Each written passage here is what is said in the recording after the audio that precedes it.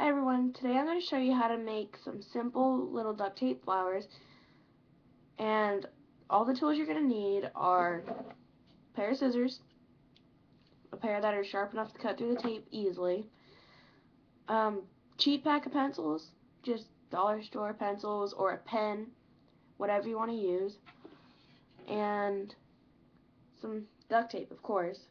I like to use green duct tape on the pencil to use as a stem. So I've just taken a piece of green duct tape a little bit longer than the pencil, and it's easier if you put the pencil on a flat surface and roll it because it'll be a lot smoother. If you don't do that, it'll have a bunch of bubbles in the tape and it's kind of annoying to try to get the bubbles out. But to start making the actual flower, you want to take a piece of duct tape, and in this case I'm using blue. You can use whatever color, how many colors, whatever design, anything that you want to use. And you want to take a piece that's about an inch or inch and a half long. You don't have to measure it. It doesn't have to be perfect or precise. You can just kind of eyeball it and guess if you have the right length, or guess a close enough length. So once you've got your piece of tape, it's about that big, you're going to take the top corners and fold them in. Kind of like you're starting a paper airplane. And it's okay that this right here isn't even. It doesn't have to be perfect because nobody's going to see this part. And you're going to take your pencil or your stem. You're just going to stick it on there, and then you're going to wrap it. You want to put it kind of tight so it actually stays on better. Some tapes won't stick very well or for very long. Some of the designs will just kind of fall apart. So I prefer just using the bold colors more because I know they're going to stick and I know they're going to stay. And as you keep going through doing your flower, you're just going to keep getting pieces of tape about an inch, inch and a half long. And again, you're going to fold in the corners.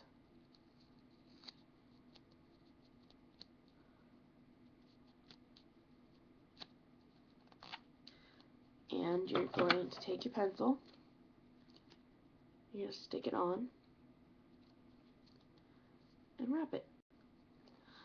I know that when I first started doing my flowers, that they weren't really going out, but they were going up. And it turned out with something like this. This is one of my first flowers that I've ever done.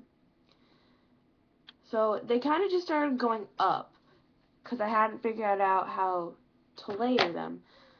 Well, there's actually two ways you can go about layering them. You can go by right here and try and just kind of level it up around the bottom of it. Or if you look at the points of your flower,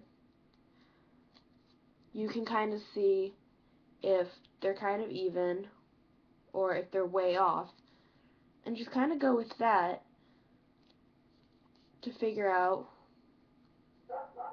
where all of it should be. And if you don't like how it's coming out, it'll come off pretty simply. Just unwrap it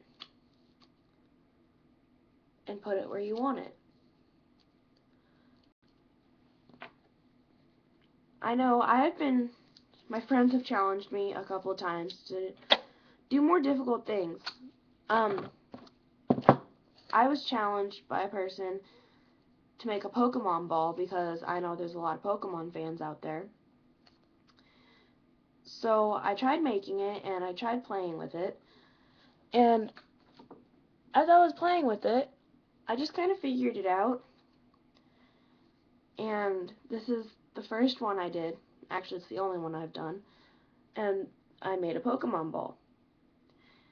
Now, Pokemon ball was a little bit tricky because you had to have the black and half red, then the black and the white. It was kind of tricky to line it all up. But once I got the hang of it, it got a little easier. So now we have the first four petals on our flower. So we have our rosebud. And as you keep doing it, it'll go further out and out. Like my Pokemon ball took about 30 minutes to make, but more difficult ones, such as this, take a little bit longer, and the bigger ones will take longer too. They can range anywhere from 30 minutes to 3 hours. It's a really time-consuming art, but once you figure it out, it's really fun, and you can make some really cool stuff, and they make really great gifts. So that's how you make a duct tape flower. Thank you.